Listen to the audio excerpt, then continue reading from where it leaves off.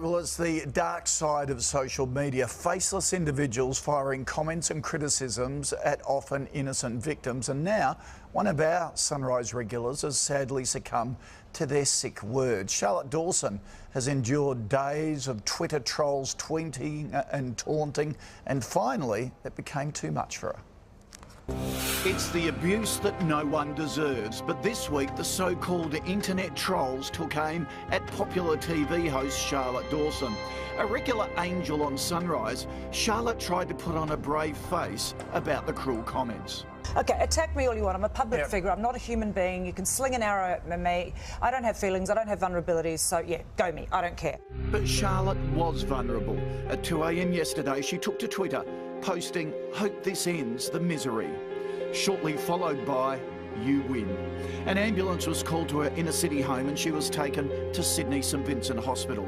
While the spokesman says she'll make a full recovery, the incident serves as a reminder to us all. She is a human being who does get hurt. So what went wrong? For more, we're joined by Charlotte's friend, Sydney Morning Herald columnist Andrew Hornery and psychologist Michael Carr. Greg, good morning to you both. Andrew, you were at a party with Charlotte just hours before she went to hospital. How was she there? Look, she did seem a little bit down, I've got to say. And of course, we were going to bring up the subject, and I was asking her, why are you engaging with these guys on Twitter? Why not just, pull the plug out of the wall and go to bed? Yep. And her view is that she wants to have her say, she wants to fight back, and she wants to expose the trolls. But I kind of think, maybe you're actually amplifying the problem. And she realised that, she knew that, and I think probably at that point, she was at her most vulnerable. I was genuinely quite concerned about her. So. Yeah, Michael, this online sledging by generally anonymous people is getting out of hand. It is cyberbullying. How can you protect yourself and your kids from it? Look, there are lots of digital cowards out there.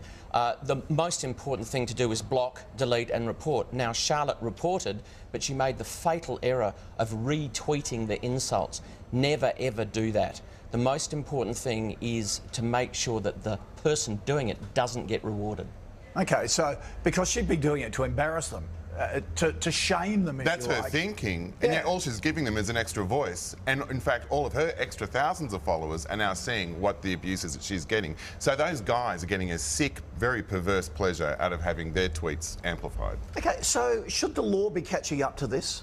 Is it behind? Should there be legal action able to be taken? Section 21AD of the Victorian Crimes Act prohibits this. There is no New South Wales legislation. There is federal legislation, 474(17) of the Commonwealth Criminal Code, but people aren't being prosecuted under it. We've got the law. We've got to actually get the police to prosecute.